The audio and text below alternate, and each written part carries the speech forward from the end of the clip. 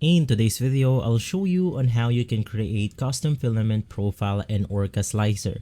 To get started, you just want to head over to your 3D model, and from here, navigate through the subcategories. Basically, we have the filament right under the prepare option or the prepare category.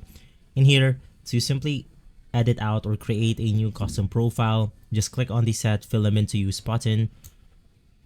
Basically, it will then load in, because if you click on one of these options, you will be able to see other presets that have been made. And to create one, once again, just click on this specific button. After loading in, you will then be prompted to the screen. Just click on the custom filament, and from here we can add a custom profile by clicking on create new. You just want to choose the right vendor, so in my case I'm going to be using something like Atomic. For type, let's go ahead and say that I'm using one of the most basic ones, which is going to be PLA. And for the serial, this is where you can input your own profile custom name.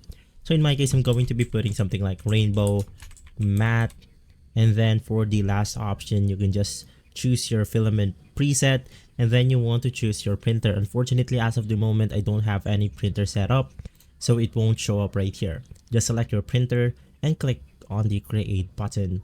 From there, you have successfully created a custom filament profile in Orca Slicer. If this video has been helpful, leave a like, subscribe, and follow Guide to Everything for more videos like this.